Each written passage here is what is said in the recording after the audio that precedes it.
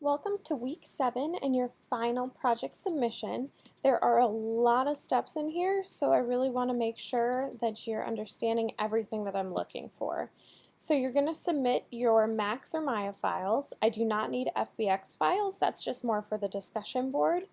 And basically you're submitting everything from the entire term.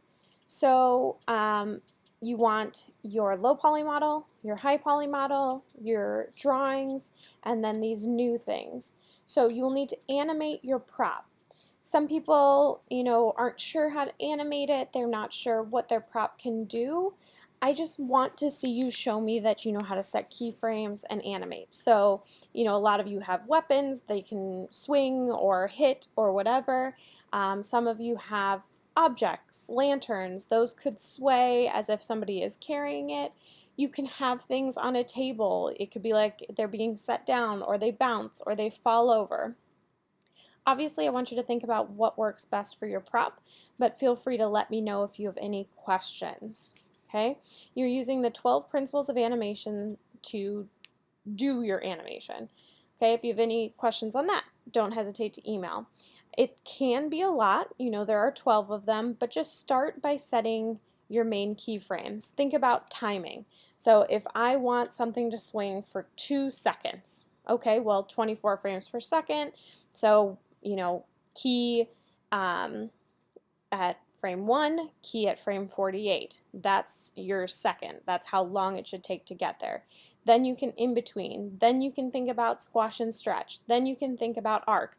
Then you can kind of go through all these principles knowing that you're working within the time frame necessary. All right, so creating the necessary keyframes, give your model appeal, appropriate speed. All of these things have to do with the principles. Okay, you can make one video showing all of the turntables and your animation, but I would highly recommend keeping them separate. Okay, have your animation be its own thing, because if you're doing a turntable at the same time, it gets really difficult to focus on the animation because it's turning. You don't get to see the animation quite as well. You can have these be 2 separate videos. So if I have my animation video, great, I've rendered it out. You can just call it, whatever animation. And then you're going to need a video turntable presentation. This needs multiple parts. We've talked about turntables in the previous week, so you should be feeling pretty confident with that.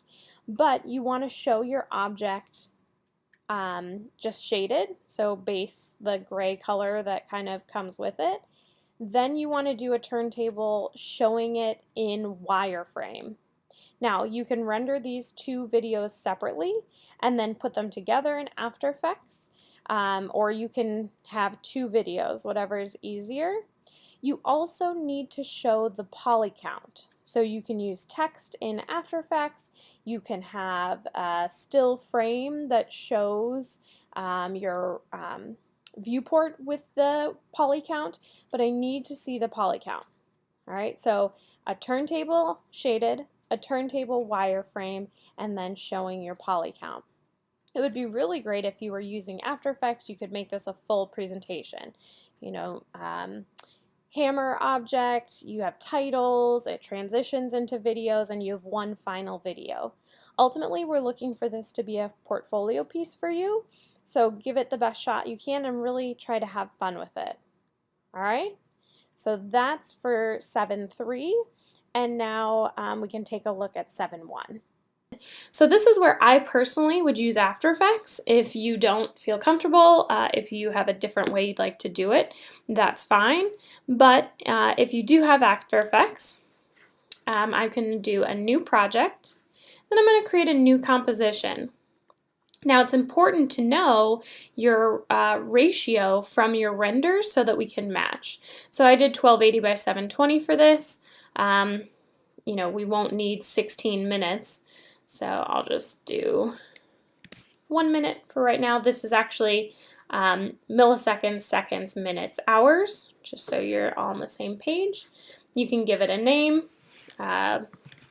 lighting presentation, and hit OK. You can always go to File, Import File, or you can right mouse click over here and import file. And then you're going to need to find your images. Called mine hammer. I held shift to grab multiples, and then I brought them in here.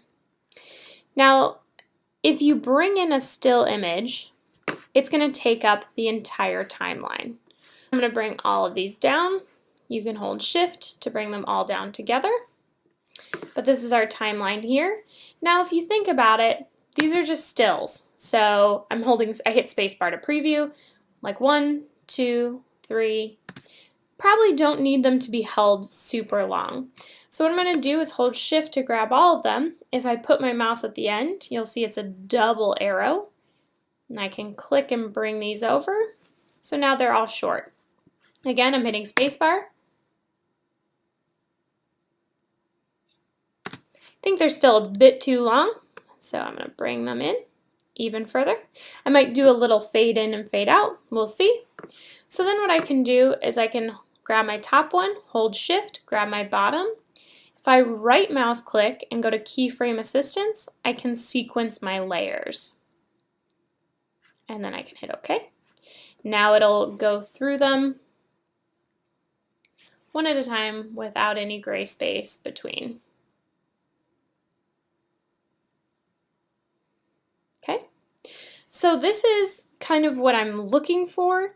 I would love to see if you could add some, fade in and fade out between them, or if you wanted to do a slight zoom in. Don't go crazy with it, but you are showing off your work.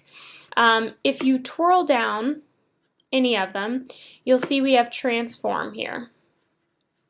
Okay, so if wherever my slider is, my time slider here, I can always turn on the stopwatch, and that sets a key. Don't forget, I need 2 keys to make an animation. So I'm going to click this to create a key, and then I can go back to my original and turn my opacity to 0. Now I'm getting a fade in. And you can always move these to adjust the timing. You may need to adjust the timing of your actual stills now if you do have a fade in and fade out, because you'll need some overlap. We can do the same with position and scale to get a zoom. But again, if this is a lot for you, then just please show off your images. Give me a nice cut to cut to cut. And then when you've hit the end, you just want to bring this work area to the end. And you can see right here that I'm at 16 seconds and 6 milliseconds. So I can always go to composition settings, and change this to be 16:06. Because if I were to leave that bar over there, it would just render a bunch of black afterward. And then we can go to composition, add to render queue, or add to Adobe encoder queue. If you have a Mac, you're going to need to do add to Adobe Media Encoder to select the H.264. If you have a PC, you can just do it to the render queue, and then you'll have H.264 as an option. When you do that, make sure you also hit render over here so that it actually renders your movie. Okay, so feel free to email me if you have any questions on how to make any of these presentations, the turntable animation, your animation, if you want me to take a look at anything.